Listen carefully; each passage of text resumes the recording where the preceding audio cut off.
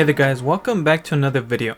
Today we'll be taking a look at LG's 27 UltraGear Quad HD IPS 144Hz HDR gaming monitor, and this monitor officially completes my desk setup for 2021. I will finally be making a desk setup video after this one, so stay tuned for that video. It took me a while to get a dedicated gaming monitor because the Samsung UR55 4K IPS monitor that I use for editing is also good for casual gaming. I am not a very competitive gamer, but I have been wanting a second display, so I ended up deciding to get a gaming one. I didn't want a 1080p one, I wanted something with a higher resolution that I could still edit some of my videos and photos on. And that is how I ended up deciding on this one. It comes inside a fairly big box, and it comes well packaged. It includes a stand and a DP cable, as well as some paperwork. The monitor is mostly constructed from plastic and weighs in at around 11.7 pounds without the stand. If you include the stand, it weighs in at around 13.2 pounds. The stand is very simple to put together. It comes in two pieces. The neck secures to the base with a single screw that you can either hand thread or use a flathead screwdriver on. That part then connects to the back of the monitor with two small screws. If you will be using the stand that it comes with, you will not be able to adjust the height of it. You do get a 15-degree back tilt and a -5-degree forward tilt, but that's about it. If you haven't already, I recommend investing in a VESA mount for more flexibility, and this supports the standard 100x100 VESA mount bracket.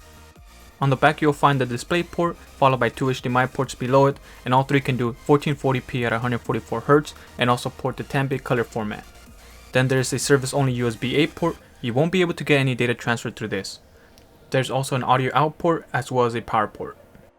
Now taking a look at the display, this is a 27-inch display with a 2560x1440p resolution.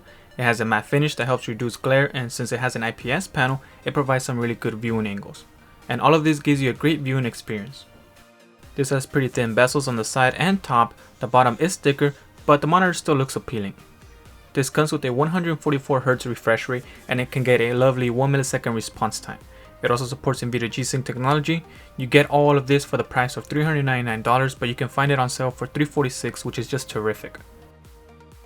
The display has a 99% sRGB color gamut, which is good for those looking to get some photo or video editing done on here. I was really impressed at how good this monitor looked right out of the box. I first went for the LG 27GN800-B, which was a little cheaper at the time for $341 before the 800/B got discounted. The 83A one had a really nice high adjustable stand, but the color on the display, no matter how much I tweaked it, did not look as good as this one. The color profile looked duller and more cool on the 83A, so I ended up returning it. The colors popped more on this monitor, while the detail and sharpness looked the same on both. If you're planning on getting this monitor because of the HDR, then don't get it. It doesn't look great. The colors look washed out. It also doesn't help that this panel doesn't have a really strong contrast ratio, so it doesn't end up looking too good. The panel has a maximum brightness of 350 nits, so it doesn't have enough brightness to give you a stellar experience when using HDR. And now without HDR, I found that 350 nits is good enough if you will be using this indoors, even near a window. I have my brightness set to 50% and don't move it at all. I can see just fine on it during the day and perfectly at night. Like I mentioned earlier, I'm not a hardcore gamer. I really only play one game with my friends, and that is Apex Legends. I play games like Resident Evil and Uncharted, and I will play them when new ones come out. But besides that, it has been mainly Apex Legends or PUBG from time to time. Since Apex Legends looks great on my 4K 60Hz monitor, I didn't really consider getting a 144Hz monitor, since for me personally, I value the game quality over getting the best performance that can possibly give me an edge on other players. If you will be playing your games in 1440p, you will get about 100Hz, and if you will be playing at 1080p, you will get that 144Hz, so if you want that 144Hz, then you will have to play at 1080p. You will need a beefy GPU if you will be playing your games at 1440p, so keep that in mind while looking to get this monitor. And if you're looking to get this for the PS5, the PS5 has a maximum 120Hz at 4K if I'm not mistaken. I would recommend a 4K monitor if you want a better visual experience. Now if you will be using this with your PC, then I would highly recommend it. Depending on the games you will be playing, you will notice how smooth your games will look at 144Hz if you play at 1080p. The slight motion blur that I noticed on my Samsung 4K monitor is very minimal on this LG one. It is very fluid. It makes it feel like if I move faster, if that makes any sense. At 1440p, the game still looks smoother than at 60Hz. Playing my games on Quad HD or 1080p at the higher refresh rate seems to put more stress on my GPU than when I play at 4K at 60Hz on my Samsung monitor. My GPU normally idled at around 50 to 60% while playing my game, and now it sits at 100% most of the time, so the fans are spinning at a higher RPM, and that can get a little loud, just an FYI. To get the 1 millisecond response time, you will have to set the monitor to faster, but you will not be able to turn on the motion blur reduction, which was fine since I did not notice much of a motion blur while playing my game. I was surprised to see no trailing effect. It was very horrible on the LG 27GL800-B, so I had to set that one to fast, but on this one it looks fine.